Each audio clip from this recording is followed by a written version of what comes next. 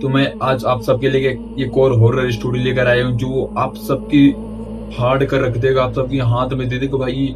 मतलब एक तांत्रिक जो होता है वो किसी से लव कर बैठता है, किसी से प्यार कर बैठता है और वो प्यार भाई उसको इतनी नीचे तक गिरा देती है, वो इसके पूरी सर्वस्व को मतलब बर्बाद कर देता है, इसकी माँ बाप को खत्म कर देता है, फिर इस लड़की से शादी करता है भाई। ऐसे से मैंने बहुत सारी चीज इसमें बताई है, तो आप सब यहाँ तक आ गए हो तो इसके बाद वाली भी कहानी सुनकर जाना। यानी जिस कहानी का नाम है काले तंत्र का प्यार। कहते हैं कि घने जंगलों के बीच एक जगह थी जहां दिन में भी सूरज जमीन पर मुश्किल से पहुंच पाती थी।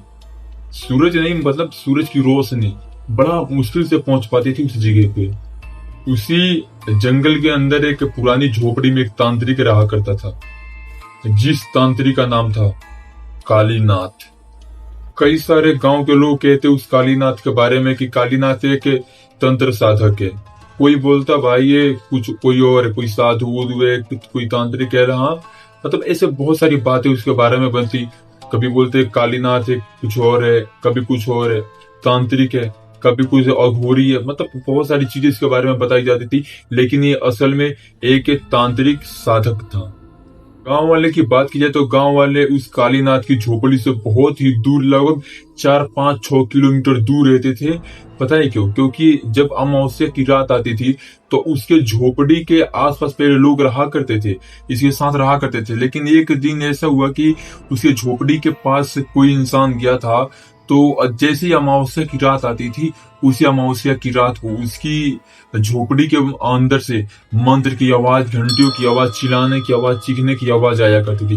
तो कुछ दिन तक ऐसा ही चलता रहा। फिर गांव वालों ने डिसाइड किया कि इसे ही हम लोग गांव से बाहर निकाल देंगे या फिर हम लोग ही यहाँ से दूर चले जाएंगे। तो इस कारण गांव वालों ने कालीनाथ को अपने गांव से बाहर निकाल दिया था और एक जंगल के अंदर एक पुरानी झोपड़ी बनाकर इसे दे दिया था, तुम्हें जो भी करना है इस पुरानी झोपड़ी के अंदर करना, हमारे घर के पास मत आना। तो एक दिन की बात है जब इस चीज को लगभग 2-4 साल बीत चुके थे, क्योंकि बहुत मतलब नादान था तभी से पड़ रहा था ये। तो इस चीज के लगभग 2-4 साल बीत चुके थे। फिर एक दिन ऐसा आया कि जो कालिदास है यानी तांत्रिक, ये तांत्रिक घूमते फिरते इसी गांव के अंदर आता है। वहीं उसकी नजर गांव के किसी एक बहुत ही सुंदर खूबसूरत लड़की पर पड़ी, जिस लड़की का नाम था गौरी। पहली नजर में ही कालिदास को गौरी जो है पसंद आ गई। कुछ दिन तक वो किसी न किसी बहाने से गांव आने लगा। कभी भिक्षा मांगने के लिए कभी आ जाता था, कभी किसी को और बहाने से आया था, कभी लोगों से मिलने आया था। लेकिन इस लड़की को देखने के लिए जो है मतलब 4-5-10 दिनों तक लगातार ये जो है बहाना मार मार कर आया करता था इसके गांव में, क्योंकि कुछ भी हो जाए मुझे उसके देखनी है बस।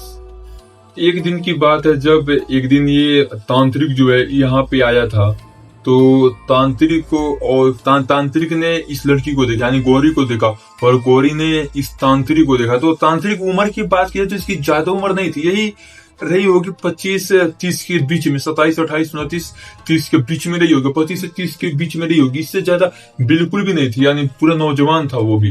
तो और मतलब पूरा अभी बॉडी वॉडी फिट थी इसकी, तो पूरा नौजवान था ये भी। तो ये क्या करता है कि उसकी नजर को वो देखता है, फिर उसकी नजर को ये देखते है। अब इन दोनों की बात आपस में खटकने लगती है और चलने लगती है। धीरे धीरे जो है गौरी भी इस लड़के से यानी तांत्रिक से बात करने लगती है, जिसका नाम था कालिदास। इससे बात करने लगती है।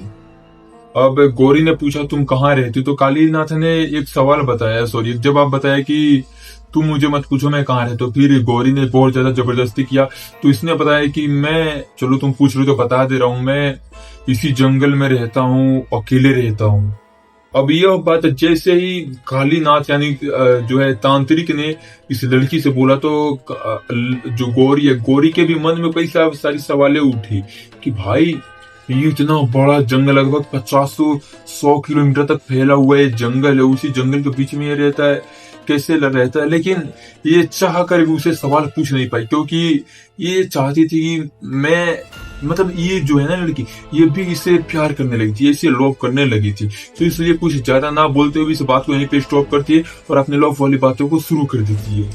एक दिन जब शाम होता है, शाम के समय जब ये अपनी कुटिया से फिर वहां पे इसके गांव में आता है, तो क्या पता है गौरी इसकी इंतजार कर रही होती है यही पेड़ उड़ के पीछे। तो ये दोनों बहुत ही छिप छिप कर बातें करते हैं, और फिर ये लड़की उसी समय एक सवाल पूछ देती है, मैं आपसे शादी करना चाहती हूँ, लेकिन मेरे घर वाले इस चीज के लिए मानेंगे नहीं। तो ये जो है कालिदास यानी जो तांत्रिक है, तांत्रिक क्या बोलता है, तुम चिंता ना करो, क्योंकि तुम्हारे माँ पापा जो है इस शादी के लिए यूं ही मान जाएंगे, वो सब मेरी हाथों में है, तुम रहने दो, तुम इस सब की चिंता मत हो।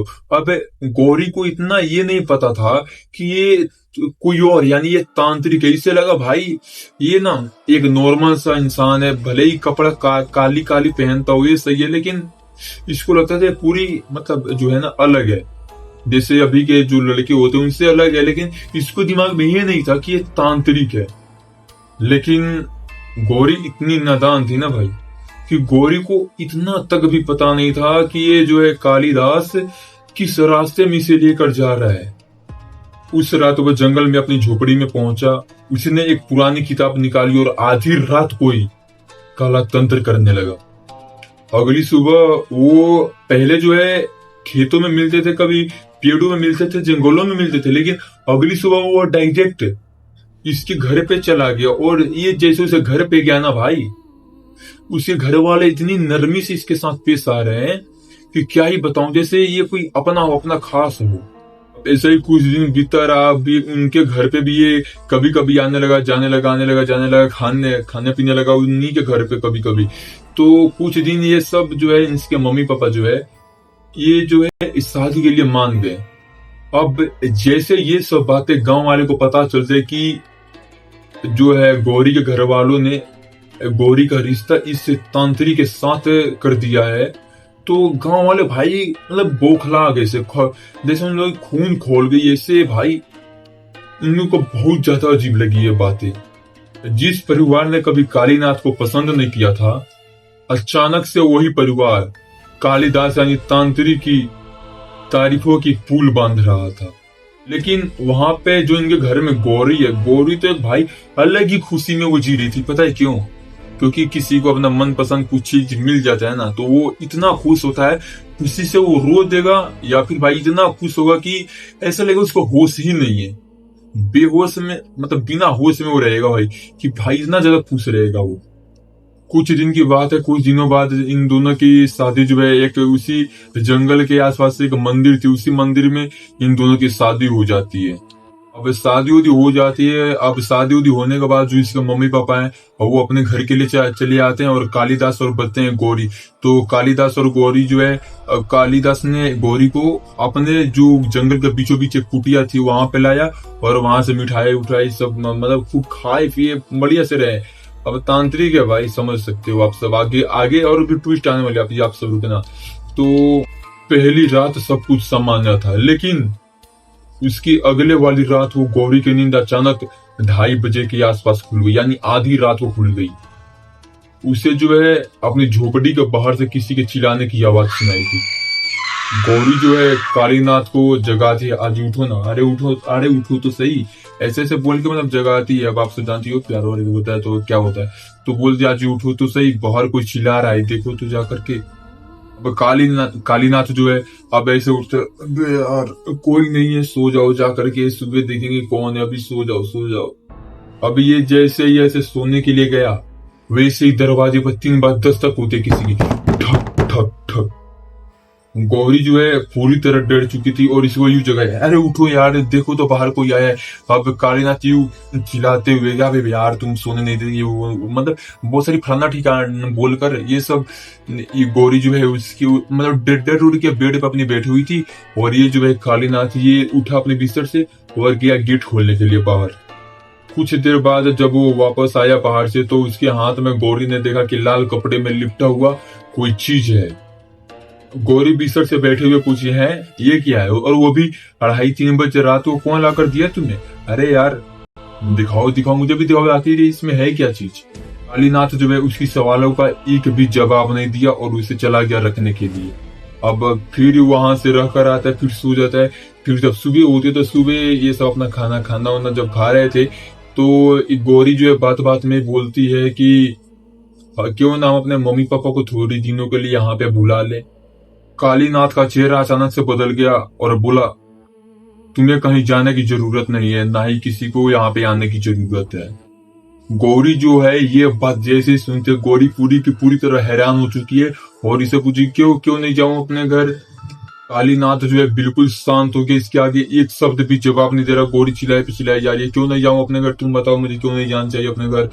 ऐसे बहुत सारी चीजें मतलब इसे सुनाने लगी अच्छी खोटी, और ये पूरा चुपचाप रहा, जैसे इसके पास कोई भी जवाब ही नहीं उस चीज का कि क्यों नहीं जाने दे रहा है ये उसके घर, या फिर उसके मम्मी पापा को क्यों नहीं आने दे रहा है अपने कुटिया में, यानी अपने घर। उस रात गौरी ने कुटिया के पीछे से किसी के आवाज सुनी, और इस चीज को जानते हुए कि मेरा पति, ये जो था ना इसका पति यानी कालिदास था, कालिदास जो तांत्रिक था, तांत्रिक अपने बेड पर सोया हुआ नहीं थे, कहीं लगभग गया था। तो ये जो है बेड पर से उठी और गई देखने के लिए भाई आखिर ये चिल्ला कौन रहा है, बोल कौन रहा है। तो ये अपनी कुटिया से बाहर निकली और कुटिया के पीछे गई, थोड़ी सी और दूर गई तो क्या पाती है वो, भाई साहब इसकी आंखें पूरी की पूरी फटी रह जाती है, और क्या पाती है, इसकी माँ बाप की लाश वहां पे पड़ी हुई थी। गौरी की पैरों तले जमीन खिसक गई, वो दौड़कर अपने मम्मी पापा के पास गई और यूं लिपट कर रोने लगी, लेकिन कोई हो तब तो कुछ बोले, किसी के सांसें चली तो तब तो कुछ बोले, लेकिन बोले तो बिल्कुल बोले कैसे यार, इन दोनों की मौत हो चुकी थी। तभी गौरी के पीछे से कालिदास की आवाज आई और बोला, हा, मैंने तुम्हें कुछ बोला था ना, अबे तुम्हें कहीं भी जाने की और आने की जरूरत नहीं पड़ेगी, ना ही तुम कहीं जाओगे ना ही कहीं आओगे। अब हम लोग इस दुनिया में, मैं और तुम ही इस दुनिया में आराम से शांति से रहेंगे, बाकी हमारे अलावा हम दोनों के बीच में कोई भी नहीं आएगा ना ही जाएगा। गौरी जो है इस बात को सुनती है और पीछे की तरफ मुड़ती है। कालीनाथ के हाथों में वही लाल कपड़ा वाला जो सामान अंदर बांध कर लाल कपड़े से बांधा हुआ था, वही सामान इसके हाथों में पड़ा था, और गौरी चिल्लाकर बोलती है, तुमने मेरे माँ बाप को क्यों मारा। कालीनाथ जो है हंसने लगा और चिल्ला कर बोलने लगता, अगर तुम मेरे पास हो तो मुझे किसी की भी जरूरत नहीं है, अगर हम दोनों साथ में रहते एक ना दिन इन दोनों को मरना ही पड़ता, और इन दोनों को एक ना एक दिन पता ही चल जाता कि मैं और तुम कोई और ही इंसान है। गौरी जो है रोते हुए पीछे की तरफ मुड़ी और अपने मन में सोचा, साहब अभी समझ में आ गया कि ये जो इंसान है ये मेरे मम्मी पापा को शादी के लिए हाँ बोलना उनकी मर्जी नहीं थी। कालीनाथ ने उन्हें अपने तंत्र मंत्र से अपने वश में किया हुआ था, और अब उसने उन दोनों की जान भी ले ली थी। गौरी ने यह सब जानकर वहां से भागने की कोशिश की, लेकिन जैसे ही गौरी भागने की कोशिश की, जंगल में अचानक से चारों तरफ से धुएं से उड़ने लगे, जो कि यहाँ का रास्ता यहाँ नहीं दिखाई दे रहा था, ये उंगली जैसे यहाँ का चीज यहाँ से दिखाई नहीं दे रहा। भाई इतनी ज्यादा भयंकर वाली धुआं थी वो। लेकिन उसी धुएं में उसकी माँ की आवाज आती है और क्या बोलते, गौरी भाग जा यहाँ से। अब गौरी ने उस आवाज की तरफ मुड़ा और देखा तो भाई उस चीख पड़ी कि उसकी माँ बाप की परछाई एक पेड़ से बंधे हुए थे और वहां से चिल्ला रहे थे, गौरी भग जा, तू यहां से भग जा। लेकिन उसी समय कालीनाथ एक मंत्र पढ़ता है, ऐसे ऐसे करके अपनी मंत्र पढ़ता है और एक राख उठाता है और ऐसे करके फेंकता है। वैसे ही इन दोनों माँ बाप की, जो गौरी का माँ बाप थे, इनकी परछाई हवा में गायब हो जाती है और ये जो लड़की है वहीं को वहीं स्थिर सी हो जाती है। गौरी समझ गई कि वो जिस इंसान से प्यार किया था वो कोई और इंसान नहीं था, बल्कि वो एक तांत्रिक था। गौरी ने उसी दिन जब वो स्थिर हुई थी, उसी रात को उसने कालीनाथ से बचने का फैसला किया। लेकिन जंगल के बाहर निकलने से पहले उसे कालीनाथ की कोठरी में यानी कुटिया में उसे एक डायरी दिखाई देती है। अब डायरी का मतलब उल्टा करके ऐसे पलटा तो जैसे अगर इस एक किताब ये उल्टा है, अब इसे उल्टे को ऐसे पलटोगे तो सबसे आखिरी वाला पन्ना आएगा। तो उस आखिरी वाली पन्ने पे क्या लिखा था, जिस लड़की से मैं प्यार करता हूँ वो लड़की मुझे छोड़कर कभी नहीं जा सकेगी। गौरी की आंखों में आंसू निकल रहा है। पीछे से कालीनाथ की आवाज आई और क्या बोला, डायरी पढ़ ली।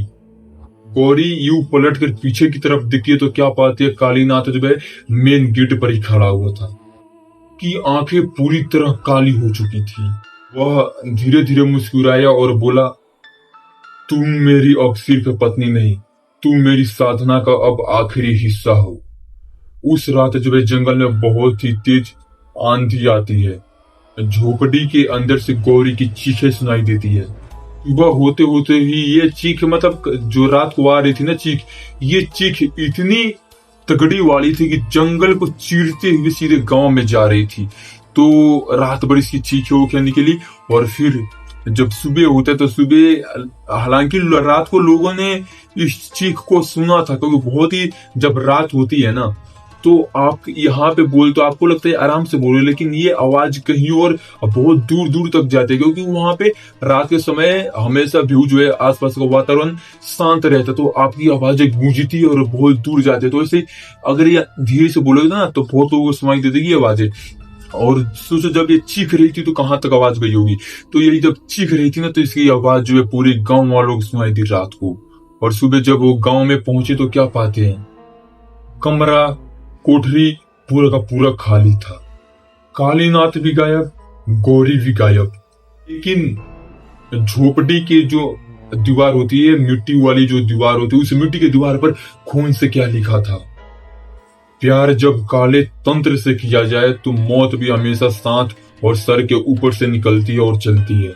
कहते हैं उसके बाद से कहते हैं कि आज की या फिर कभी भी अमावस्या की रात उस जंगल से उस कुटिया की तरफ से गुजरने वाले रास्ते से होकर के जो कोई भी इंसान जाता है, उसी की जो गौरी होती, गौरी की चीखें सुनाई देती है और उस तांत्रिक मंत्र सुनाई देती है। और उससे अपनी तरफ ऐसा लगता है अपनी खूबसूरती से कोई उस इंसान को आकर्षित कर रहा हो। और फिर ये सब होने के बाद उसी तांत्रिक की एक और आवाज आती है और बहुत तीखी सी हंसी आती है कि तुम मुझसे दूर नहीं जा सकती।